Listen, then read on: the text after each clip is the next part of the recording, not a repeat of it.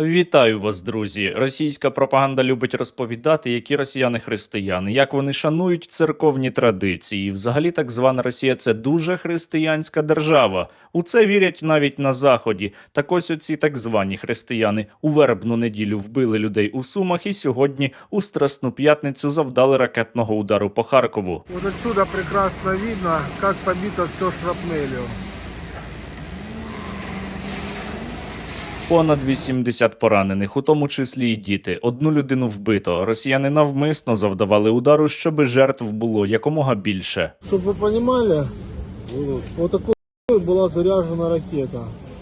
Потому что 3 штуки, потому что побито и углы дома, и повылетало все. Цього разу російські вбивці навіть не намагалися якось заперечити, що це вони завдали удару. Во-первых, в Харьков прилетела ракета, попала по расположению, вероятно всего, живой силы. 3 беспилотника попали в промышленный объект в Сумах. Щодо Сум, то росіяни здобули величезну перемогу. Вони вночі атакували безпілотниками хлібзавод і зруйнували його. Хлібзавод виготовляв у тому числі паски до Великодня. Але при цьому президент Сполучених Штатів Америки Трамп усе одно вважає, що переговори йдуть дуже добре і він близький до завершення війни. Дуже вам дякую. І я думаю, що ми добре справляємося з цим, але ми хочемо завершити це. Отже, побачимо, що ми можемо зробити, і я думаю, що ми близькі. Для завершення війни потрібно посилювати Україну. Інших способів завершити війну немає. І Трамп це прекрасно розуміє, але йому терміново потрібне перемир'я, яке він усе одно від Путіна не отримає. Тепер я намагаюся змусити його зупинитися, тому що, як ви знаєте, Росія набагато більша. Це більша військова сила. І поки він намагається зупинити Владіміра Путіна виключно на словах, росіяни й далі продовжують атакувати наші міста, скидати на них авіабомби і готуються до нових наступів. І з огляду на це ми зараз повинні максимально забезпечити українське військо дронами камікадзе, у тому числі для того, щоб відбивати російські штурми. Це дуже важливо, тому я прошу про ваш донат. Усі реквізити є, як завжди, у описі до цього відео. Ну і ще я знаю, що вам не складно підписатися на мій канал. Зробіть це обов'язково. У риториці Трампа є деякий невеликий прогрес. І ще пару днів тому він казав, що президент Зеленський винний у тому, що він розв'язав російську агресію проти України. Слухай, коли починаєш війну, ти повинен знати, що зможеш її виграти, так? Ти не починаєш війну проти когось, хто в 20 разів більший за тебе, і потім сподіваєшся, що тобі дадуть якісь ракети. А вже учора у Трампа позиція змінилася. Він тепер не вважає, що Зеленський винний у тому, що так звана Росія веде війну проти України, але йому загалом війна не дуже подобається. Я не тримаю Зеленського відповідальним, але я не зовсім у захваті від того, що ця війна почалася. Це була б війна, яка ніколи б не почалася, якби я був президентом. Наша пісня гарна і нова. Ми це чули вже 100 разів, але ключове питання полягає у тому, що це саме так звана Російська Федерація розпочала війну проти України. Це так звана Росія зараз морозиться від запропонованого американцями перемир'я, але Трамп обіцяє, що найближчими днями вже точно буде якась відповідь. Він це обіцяв і раніше також. Ми почуємо від них цього тижня, насправді дуже скоро, і подивимося. Але ми хочемо, щоб це зупинилося. І росіяни практично одразу після цієї заяви таки відповіли. Представник так званої Російської Федерації у Організації Об'єднаних Націй Нібєнзя каже, що ніяких перспектив щодо припинення вогню не може бути. Ми мали спробу обмеженого припинення вогню щодо енергетичної інфраструктури, яке не було дотримане українською стороною. Тож в цих умовах говорити про припинення вогню є просто нереалістично на цьому етапі. Напевно, на цю заяву американська адміністрація знову відповість, що ви бачите, от так звана Росія дійсно хоче миру. Вона хоче миру, прагне його і готується до ракетних атак по українській енергетиці. Ну, я думаю, что ракет поднакопилось достаточно много после предыдущих налетов, так что мы вполне себе можем устроить массированный налет. Главное толково выбирать цели и не бояться того, что кто-то там на Западе погрозит нам пальчиком и скажет: ай-яй-яй, не устраивайте вторую катастрофу, Чернобыль и так далее. Та вічно росіяни морозитись не зможуть. Трампу важливо, щоб перемир'я відбулося у перші 100 днів його каденції. І Рубіо вже прямим текстом каже, що або найближчим часом вирішиться це питання, або Сполучені Штати Америки відійдуть геть. Але ми не будемо продовжувати цю справу тижнями і місяцями поспіль.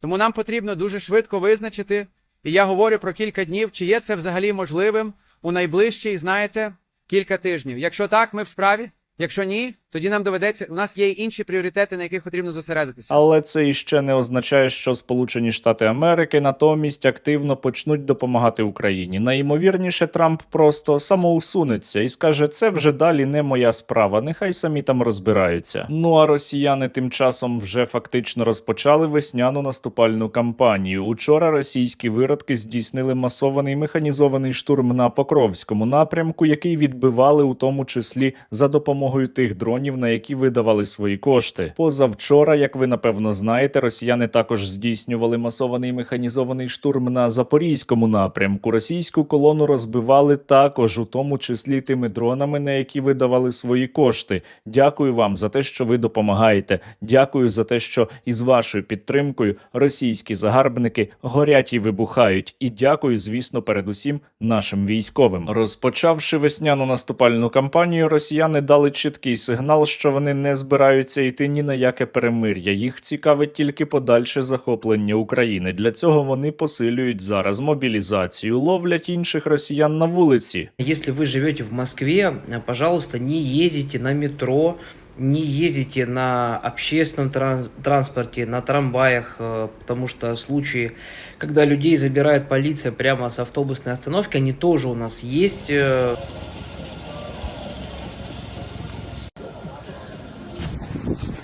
Что вы делаете? Прекратите, пожалуйста, произвол. Вони почали так активно діяти, тому що за гроші набирати нове гарматне м'ясо до російської армії стало надзвичайно складно. Первая задача у нас Верховного Главнокомандующего по контракту на сегодняшний день.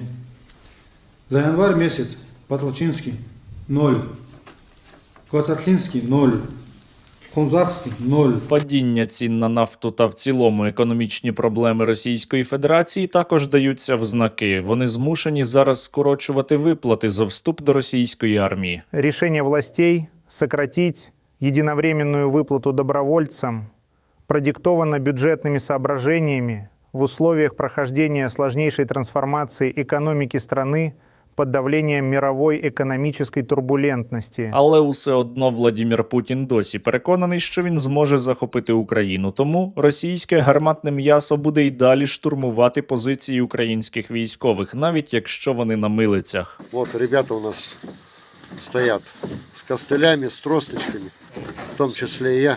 Лица, конечно, плохо видно, что... Идем бить врага. Да, отправляют нас. Все. Все. Тому зараз, дорогі друзі, зовсім не час розслаблятися. Зараз необхідно максимально посилити підтримку українського війська, тому що попереду будуть непрості випробування для нашої країни. Та завдяки вам наші воїни отримали іще 330 нових FPV. Бажаємо міцного. Ми підрозділ ударних FPV «Апачі» 90 батальйону 81-ї аеромобільної бригади. Сьогодні ми отримали велику партію великих пташок. Кожен з них полетить та знищить бліндаж, техніку або громадяна неіснуючої держави. За пташок ми висловлюємо подяку пану Сергію, його команді та всім українцям, які долучаються до зборів на Русоліс. Разом ми сила! Слава Україні! Бажаю здоров'я! Ми бійці батальйону безпілотних систем 57-ї окремої мотопіхотної бригади імені Кості Гордієнка. Дякуємо Сергію Стерненку та його команді за наданих 50 FPV-дронів. Разом до перемоги! Слава Україні! Сили оборони Півдня висловлюють подяку спільноті Стерненку та Сергію Стерненку за надання 5 13-дюймових дронів, які будуть виконувати спеціальні завдання по обороні Півдня. Бажаю здоров'я! Ми, військовослужбовці, спецпризначенці, хочемо подякувати Сергію Стерненку та його спільноті у регулярній допомозі у знищенні русні. Слава Україні та разом до перемоги! Бажаю міцного. На зв'язку взвод БПАК 252-го батальйону територіальної оборони. Хочемо виразити вдячність спільноті Стерненка, Сергію та його команді за надання чергової партії в 100 дронів, 100 великих і дуже якісних дронів.